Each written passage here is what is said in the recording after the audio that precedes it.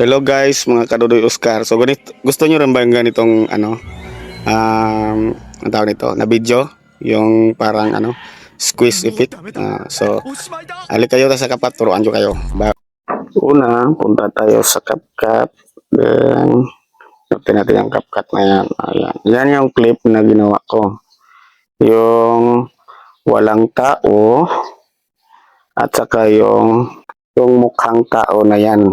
Yan. Tingnan nyo. Tao ba yan?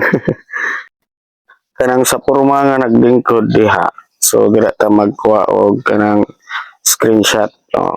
Padaka na to na So kay na to na padaka na to na tapos screenshot. Okay. Pagkahuman ana adto ta sa background eraser. Gawas ta sa CapCut. Atong pangitaon ang background eraser. So diha kana pindot na to na. Kana then upload photo, then yung screenshot ta kanina, pindot to na to na kana. Okay, muna siya. Dayon ato ning irison. So adjust na to ang brush mo padaka na to na para dali mahuman. So kana diha kana ang atong ibrasan nga kanang gusto lang naton nga mawala. So ibili na to ng murag tao na kana diha. So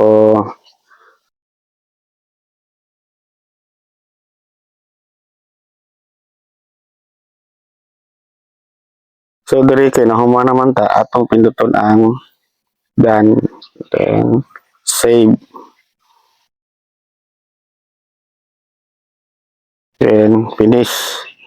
So pagkahuman ana adto ta sa CapCut, balik ta sa CapCut.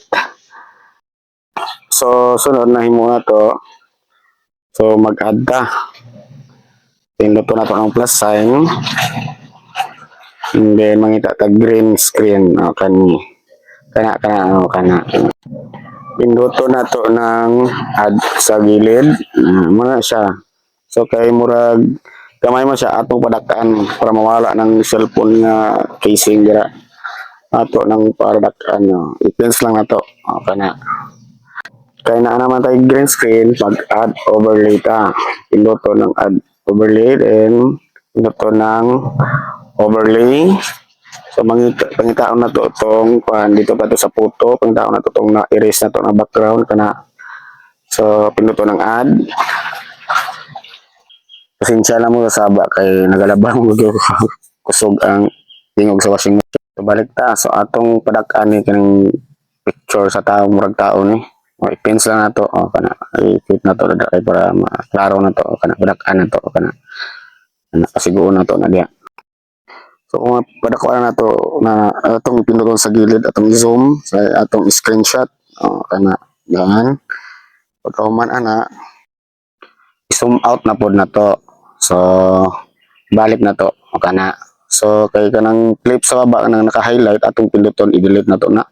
Apil pod ng green sa taas atong pinduton na tapos i-delete kana. So gawas na pod ta sa CapCut. Adto ta sa PixArt. So kana dire na ta. So pinduton ang PixArt, then pinduton ang plus sign sa baba.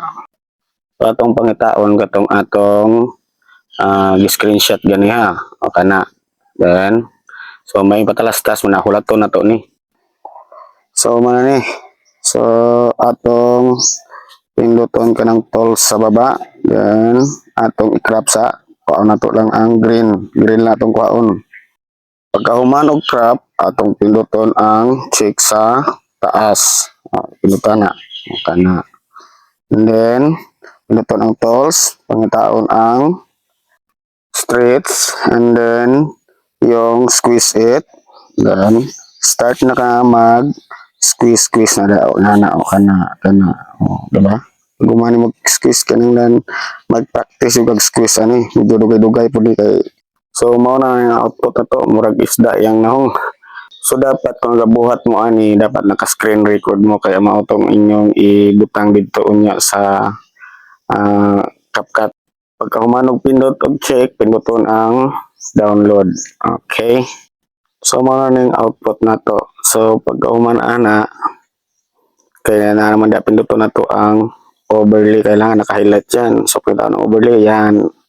Pag ano na ta, medyo taas-taas man dyan eh. So, next na tong buhaton, ato ning i-transform. So, pangitaon na to ang ipinduto ng i-highlight. Then, pangitaon ang transform. O kana. Then, pagkasunod, ato ning adjust. Green lang atong kuhaon. Kana lang. Green. O, sige.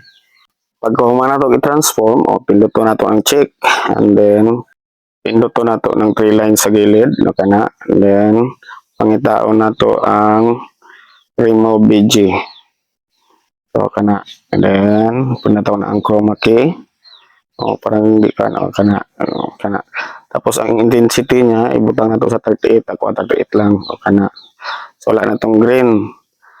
So, atong next nga himon, ani, pa-move on na to ang kanang ka-green check, yung ka-green na ano tao. Atong pangitaon ang speed. Okay, then adjust na to. So, kamo na bahala mo adjust ka, dapat matupong dito sa may blank background, katong walay tao na background.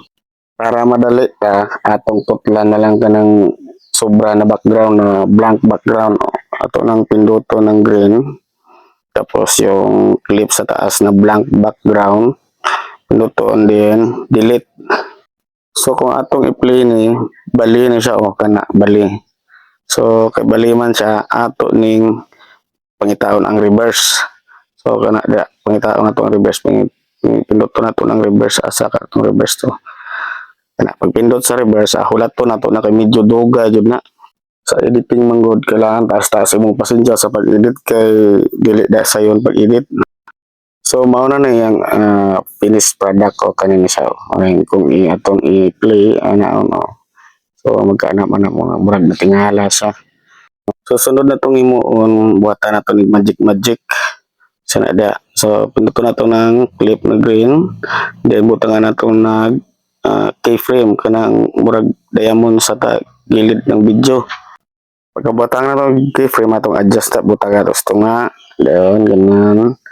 Tapos, pinuto na ito ang kanang clip. O, kanang naka-highlight. Ibali na ito na. Bali na to sa gilid ka na. Tapos, pagamya na to gamay. Atong pangitaon ang basic. Mga dire sa tool sa ba. Pangitaon na itong basic. Then, pangitaon ang rotate. Then, i-rotate mo yung bonggang-bongga. Dapat makaabot siya na. Dapat times 10. Pagka humani mo rotate, diha. Ato ang pinduton ang check dire sa gilid. O, kana-kana. Sunod na po na itong himuon. I-drag na to ng kanang video dito mada sa tumoy. Ayaw ipata malabid tumoy dira ra banda. So ato nang i-adjust na pod sa taas. So dito buta na to sa taas, then pagamyan ipins lang gamay kana. And then pagkahuman ana na diamond dira automatic naman na. So pinduto na to ang basic, i-rotate na to ng bonggang-bongga. Rotate natin ng rotate. Pagkatapos ana, pinduto na to ang check dyan sa gilid. O, yan na. So i-play natin. Tingnan natin ang output niya. So, yan na ang kanyang output. O, yan. Tumutuyok-tuyok na. Yan. So, tingnan nyo. O, yan na kanyang finish. So, kayo na bahala sa sound effect. At least, marunong kayo mag-edit. Sound effect na lang sa inyo. So, punta tayo sa aspect ratio. Yan. Pinutin natin aspect ratio. Pinutin ang 9:16 kasi pang reels lang ito.